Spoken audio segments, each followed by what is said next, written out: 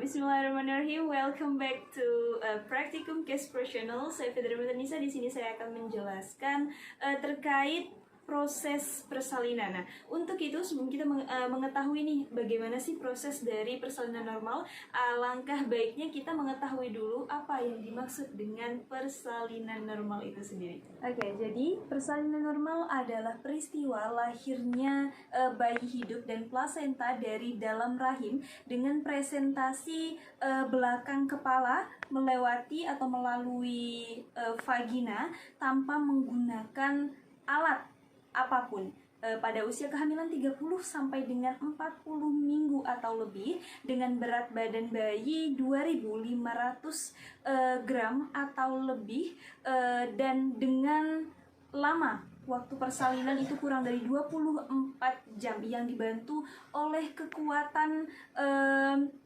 uterus, kekuatan konstruksi uterus dan tenaga mengejam. Oke, baiklah.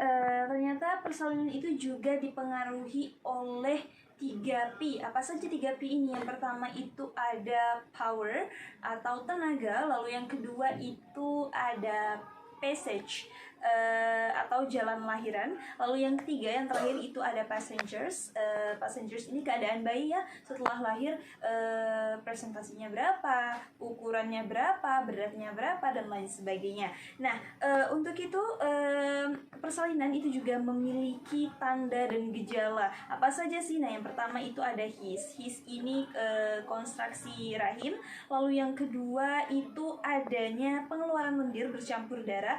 Dan yang ketiga itu ketika dilakukannya pemeriksaan bagian dalam terjadi pelunakan, pendarahan dan pembukaan serviks. Jadi memang ketika seorang ibu ini sudah ingin melahirkan, sudah saatnya melahirkan, serviksnya ini akan perlahan membuka karena nanti disitulah terjadi atau tempat keluarnya rahim dari dalam janin. Oke, langsung saja di sini kita memasuki kepada penjelasan bagaimana sih proses dari persalinan normal itu sendiri. Please attention and listen carefully.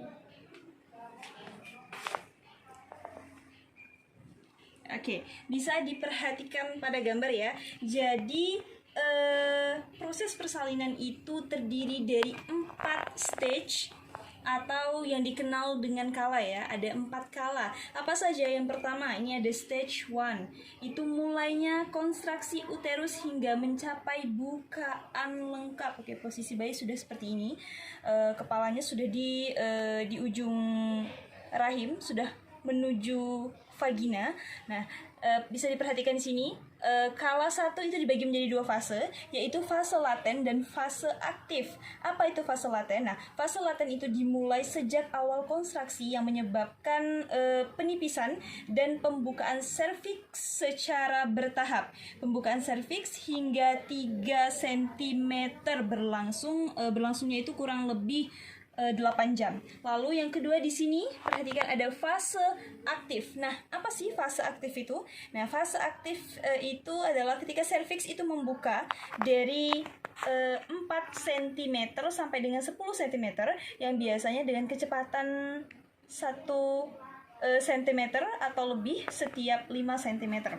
Nah, kemudian di sini ada fase ini dapat dibagi dari fase laten dan fase aktif ini tadi dapat lagi dibagi menjadi 3 bagian. Apa aja? Ada fase akselerasi, fase dilatasi maksimal, dan fase deselerasi. Nah, pertama saya akan menjelaskan dulu apa itu fase akselerasi. Nah, jadi fase akselerasi ini adalah fase ini pembukaan 3 sampai 4 cm yang dicapai dalam waktu 2 jam. Nah, kalau fase dilatasi maksimal ini pembukaan 4 sampai 9 cm yang dicapai dalam 2 jam sama ya. Nah, lalu fase deselerasi ini adalah pembukaan dari 9 sampai 10 cm selama 2 jam. Oke, tadi jika fase akselerasi ini pembukaannya 3 sampai 4, fase dilatasi maksimal ini 4 sampai 9, dan fase yang terakhir ini adalah pembukaan 9 sampai 10 di mana nanti bayi akan siap untuk dilahirkan.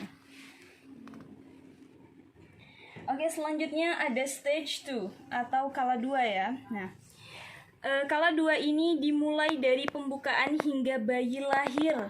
Lamanya primi kurang lebih 1 jam dan pada multi kurang lebih 1,5 jam. Nah, di sini kita lihat ada tanda dan gejala dari kala 2. Apa saja nih? Yang pertama, ibu mempunyai keinginan untuk meneran. Lalu yang kedua, ibu merasakan tekanan yang semakin meningkat pada rektum vagina. Dan yang ketiga itu ada premium menonjol. Dan yang terakhir itu vulva hingga vagina dapat dan sphincter anal itu membuka. Kemudian selanjutnya di sini ada beberapa hal yang harus kita pantau di kala 2 ini. Apa saja nih? Ada 1, 2, 3, 4, 5. Oke, yang pertama itu ada kelahiran bayi. Di kelahiran bayi ini ada penilaian cepat akan warna, tangisan, rengekan, kayak setelah bayi tadi keluar ya. Lalu nadi ibu juga perlu diperiksa bagaimana keadaannya setelah melahirkan. Lalu TFU, kemudian ada 4 itu konstruksi uterus, dan yang terakhir itu janin kedua. Oke, karena setelah melahirkan satu bayi itu masih ada kemungkinan adanya janin lagi di dalam rahim ibu, makanya diperlukan sebuah pemeriksaan. Oke.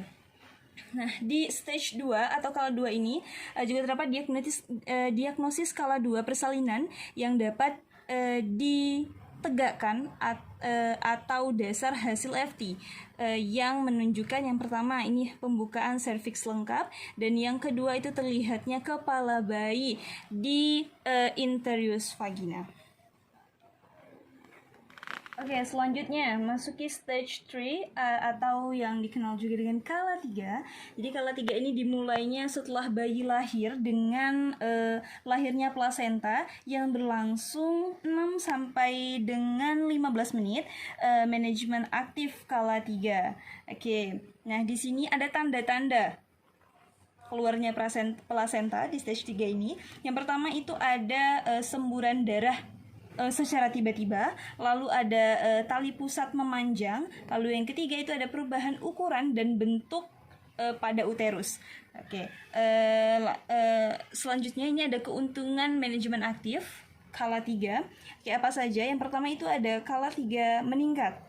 Yang kedua itu ada mengurangi jumlah kehilangan darah.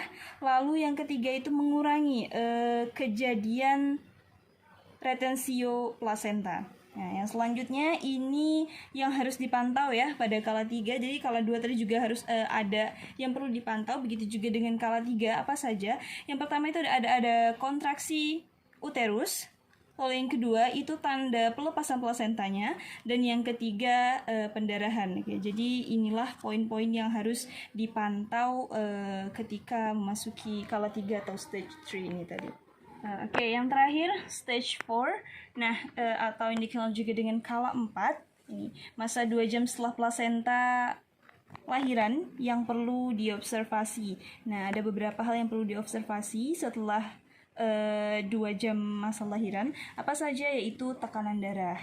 Lalu ada nadi, suhu, tinggi fundus uteri, konstruksi, pendarahan per vaginam, dan lamanya persalinan. Jadi inilah hal-hal yang harus diobservasi ketika bayi ini sudah lahir ya, masa 2 jam setelah plasenta dilahirkan tadi. Oke, thank you. Mungkin ini penjelasan yang bisa saya sampaikan. Semoga apa yang telah saya jelaskan tadi terkait persalinan normal dapat bermanfaat bagi siapa saja yang menonton video ini.